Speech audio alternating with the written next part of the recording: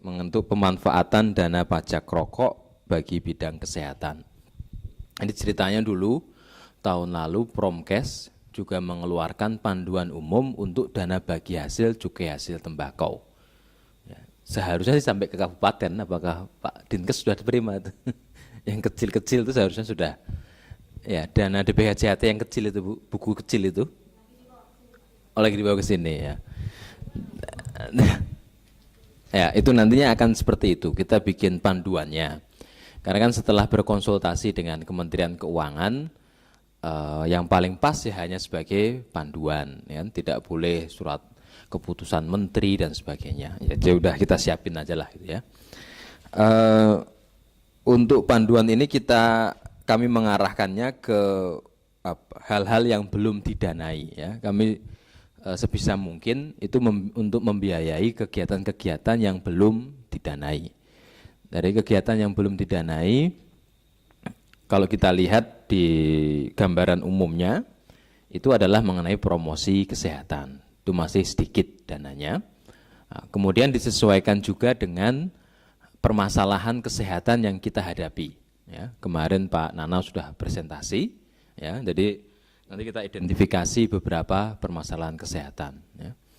Dan ya sebisa mungkin tidak bertabrakan, ya. Tetapi memang nanti input yang paling mendasar untuk draft ini adalah disesuaikan dengan arahan Pak Rukijo yang kemarin, ya kan? Karena pembuatan draft ini belum memasukkan arahan dari Pak Rukijo yang kemarin, ya, yang tidak boleh tabrakan, ada ini, ada itu belum memasukkannya, ya. Baik, Dinda. Oke, saya berdiri ya. Kelar itu seperti apa?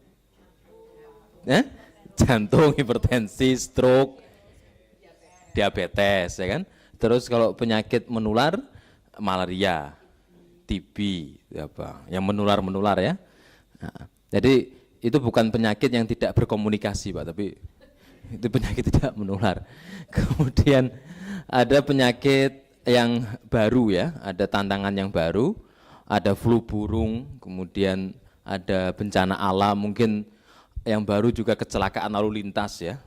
Walaupun nggak tahu itu penyakit apa, tapi kan yang mati banyak itu, ya. Kemudian ada penyakit yang tumbuh kembali atau muncul kembali, ada tuberkulosis, ada malaria, HIV AIDS, ya. Itu apa tuh kala azar? Itu apa tuh? Contohnya apa? Oh, cacing. Cacingan tapi oh. Bukan.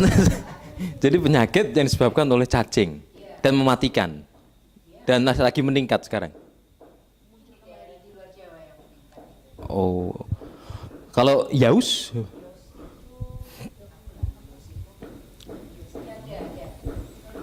Apa penyakit sejenis apa?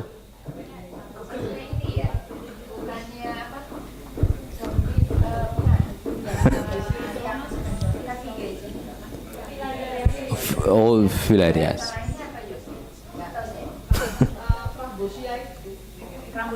Ya nggak apa-apa, santai aja. Hah?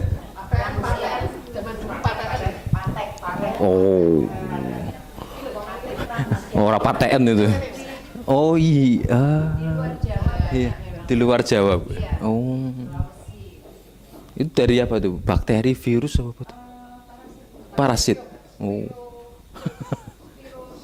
iya.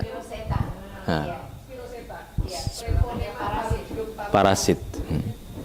Ya, itu ada hal-hal yang belum terselesaikan, ya. Ada angka kematian ibu dan angka kematian bayi, ya. Kalau kita lihat kemarin MDG, next MDG ini yang diterangkan Bu Nila kemarin, ya.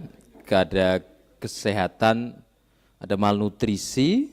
Kalau kesehatan itu penyakit menular, ya. Oh, ini MDG kemiskinan, MDG kesehatan doang. Oh, yang terkait kesehatan. Oh, jadi kalau dikaitkan MDG 1 kan menurunkan kemiskinan, terkaitkan dengan malnutrisi, gizi, ya kan? Pendidikan gender, pendidikan perempuan, kemudian angka kematian anak, angka kematian ibu, ya. Ada family planning, lengkap lah pokoknya, penyakit menular, ya. Ya, ini disesuaikan antara MDG yang terkait dengan kesehatan. Terus ini adalah anggaran kesehatan untuk kegiatan kuratif dan rehabilitasi, itu dibiayai dari APBN dan dana pengumpulan premi. Kita kan ada nanti jaminan kesehatan nasional.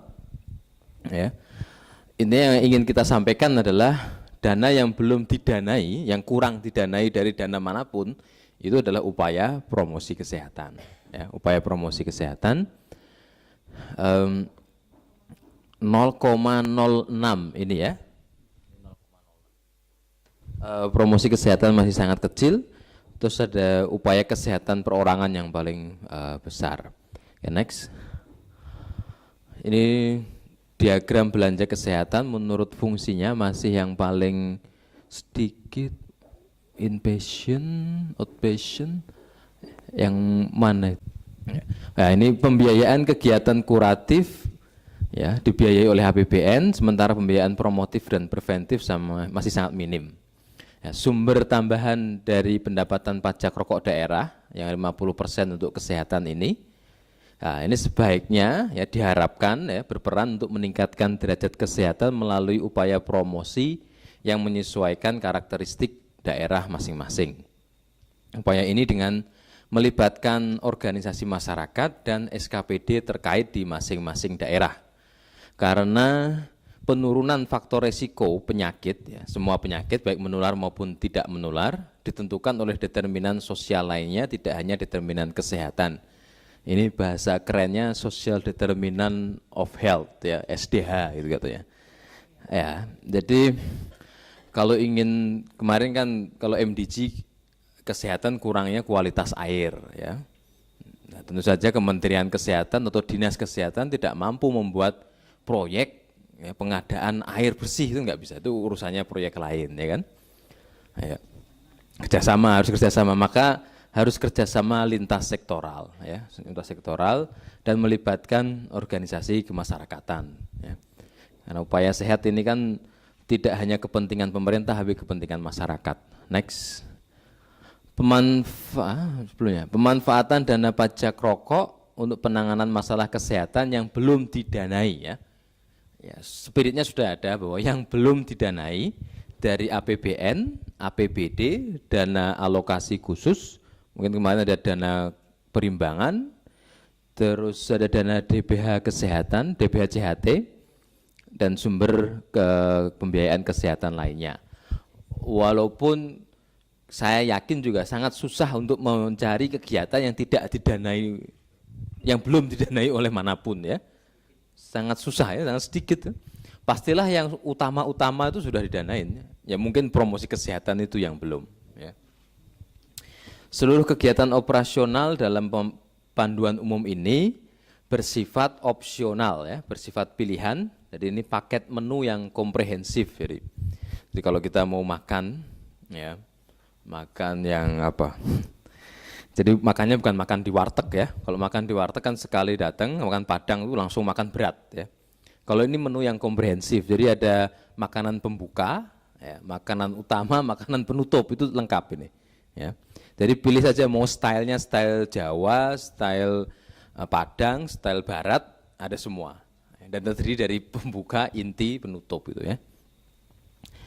Perencanaan dan penentuan program pemanfaatan ini harus melibatkan tokoh masyarakat, tokoh agama. Nah, tapi kalau baru masuknya di akhir-akhir kan organisasi ya, profesi kesehatan, ya, akademisi, LSM, media massa. Ya. Nah, ini undang-undangnya kayaknya kemarin sudah dibahas secara komprehensif. Next. Ini pemanfaatannya dalam hal pelayanan kesehatan. Sebelumnya dulu.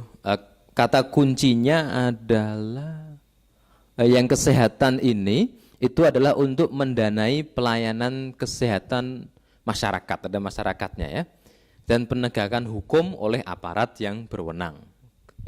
50% ini untuk pelayanan kesehatan masyarakat dan penegakan hukum. Nah, jadi panduan umum yang kami buat, yang kita buat itu adalah pelayanan kesehatan masyarakat dan penegakan hukum. Ya, penegakan hukum pun itu yang terkait dengan kesehatan. Jadi tidak overlapping atau tidak keluar dari cakupan Kementerian Kesehatan. Next.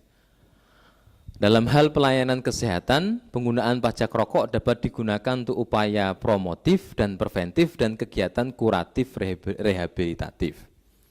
Ya, jadi dananya itu secara undang-undang itu boleh digunakan untuk apa saja asal judulnya kesehatan. Nah, dulu Pak Anwar tuh seringnya bilang gitu. Asal ini masuk dalam lingkup kesehatan, ya kan? Baik kuratif maupun rehabilitatif, ya. Nah, namun yang kami prioritaskan, yang diprioritaskan dari Kementerian Kesehatan adalah untuk membiayai kegiatan promotif dan preventif atau upaya kesehatan masyarakat, ya, upaya kesehatan masyarakat. Si rokok turun, ya, katakanlah saya, ya ini kata studi-studinya ya, saya sudah berhenti merokok ya, saya berhenti merokok, berarti kemungkinan untuk terkena penyakit-penyakit yang berbahaya itu secara teori itu turunnya banyak, ya. Terus kemudian saya tidak makan gula, kan? Tidak makan gula seumur hidup itu juga turun lagi, kan? Turun lagi. Kemudian nggak makan garam, ya, nggak makan garam turun lagi. Ya, nggak makan goreng-gorengan turun lagi, ya. Kemudian nggak olahraga, ya, olahraga turun lagi. Kemungkinan untuk terkena penyakit yang berbahaya tadi, ya. Enjoy life, ya, tidak stres, ya, tidak stres turun lagi, ya kan? Itu, jadi itu mencegah, itu mencegah. Kalau mengobati ya sudah silahkan makan garam sebanyak-banyaknya, makan gula sebanyak-banyaknya, merokok sebanyak-banyaknya, kemudian nggak usah olahraga ya, males-malesan ya, perut belembung gitu kan, terus nanti kena penyakit, ya, mahal lah kena penyakit, ya. Walaupun ya bukan masalah mahalnya lah ya, mungkin mahal sudah ada asuransi ya, tapi sakitnya itu yang nggak ada orang yang mau sakit kan. Jadi ini jadi diprioritaskan untuk promotif ya dan preventif ya. Saya tidak terlalu paham dengan preventif. Preventif katanya juga mahal juga ya Bu ya. Enggak. Enggak. Nah, tadi kan kata Dinda itu ya, kata Dinda ini kan yang kesehatan masyarakat. Jadi preventif itu yang belum terkena dicegah supaya enggak terkena, yang sudah terkena supaya tidak semakin mati, semakin parah itu kan, supaya kualitas hidupnya naik ya kan. Ya. Untuk kegiatan kuratif dan rehabilitatif, pajak rokok ini diutamakan untuk peningkatan sarana prasarana beserta upaya peningkatan kualitas SDM ya. Kesehatan di masing-masing daerah, jadi sesuai dengan kebutuhan daerah ya. Kami hanya menyebutkan ini ya, sekali ini aja ya, tidak didetilkan karena memang ini bukan menu utama. Jadi sebenarnya tidak mengarahkan ke sini gitu ya, tidak mengarahkan ke sini. Jadi arahnya adalah untuk promotif dan preventif. Preventif, kemudian next ya. Itu tadi pelayanan kesehatan, yang ini penegakan hukum ya. Di dalam penegakan hukum, pajak rokok ini bisa digunakan untuk menegakkan aturan mengenai larangan merokok. Ya, ini sesuai dengan penjelasan di Undang-Undang Nomor 28 Tahun 2009 ya, tentang pajak daerah tadi, ya, seperti penegakan aturan KTR maupun program pengembangan KTR lainnya sebagai entry point pengendalian masalah kesehatan akibat tembakau dan penyakit tidak menular. Jadi sebenarnya kalau kita melihat undang-undang dan sebagaimana yang dijelaskan Pak Rukijo kemarin, seharusnya menu utamanya itu adalah yang tercantum di dalam penjelasan. Ya kan? Di penjelasan undang-undang kemarin kan kita sudah dikasih tahu, ya, katakanlah untuk KTR, untuk apa, promosi iklan mengenai bahaya merokok, ya, untuk penegakan KTR. Ya. Kalau mau aman, ya, kalau katakanlah pusing-pusing mau aman, ya udah jalankan saja yang di penjelasan itu. Karena kan itu yang terstatement, ada statementnya. Yang lain-lain ya boleh, cuman harus ada landasannya kan. Landasannya ini kita buatkan panduan umum ini. Ya nggak usah dihapus, ngapain dihapus? Yang ini pemberantasan rokok ilegal ini kita nggak akan membahas hal ini. Kita akan membahas hanya penegakan KTR ya, penegakan KTR. Oke, ya ini outline-nya. Ya. Ada pendahuluan. Ada strategi penggunaan dana pajak rokok daerah. Ya, strateginya ada 5, penyediaan database analisis situasi, kita lakukan bina suasana, advokasi, pemberdayaan masyarakat, dan partisipasi masyarakat. Jadi kerangka pikirnya adalah, kan ini kegiatannya ada dua. Kegiatan untuk pelayanan kesehatan masyarakat atau upaya kesehatan masyarakat, itu terdiri dari 4 hal ini yang kami identifikasi, ya. Nanti mungkin bisa ditambah, bisa dikurangin, ya. Nah, di setiap 4 ini terdiri dari 5 ini, gitu ya. Katakanlah upaya penurunan faktor risiko penyakit tidak menular dan cedera, ya. Nah, nanti isinya ada penyediaan database, ada bina suasana, ada advokasi, ada pemberdayaan masyarakat, ada partisipasi masyarakat. Nah, jadi ini kayak katakanlah penyediaan database itu seperti makanan pembuka, ya, supaya enak dan ada rationingnya. Kita bikin analisis situasi, ya. Kemudian makanan utamanya bina suasana, advokasi, pemberdayaan masyarakat, partisipasi masyarakat. Ada makanan penutupnya, ada partisipasi masyarakat, ya. Jadi 1, 2, 3, 4 isinya adalah sampai 5 ini. Gitu. Kemudian yang operasional penggunaan dana pajak rokok daerah dan penegakan hukum untuk KTR. Ya. Jadi penegakan KTR itu ada yang melalui mekanisme hukum, ada yang melalui mekanisme partisipatif. Ya, ini istilah kami sendiri.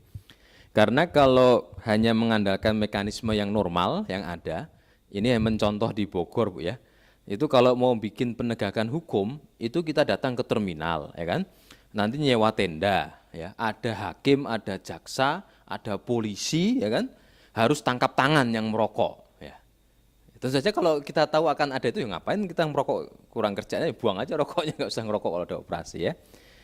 Memang harus seperti itu, di sidang diberi denda, bayar sekalian. Kalau yang merokok miskin dibayarin hakimnya, kan? Ya. Upaya kayak gitu sekali operasi habis berapa, Bu? 50 juta? Enggak, 30? Oh, 8, ya, sekitar 8-10 juta itu. Ya, itu operasi yang mungkin yang kami sebut sebagai mekanisme hukum, ya.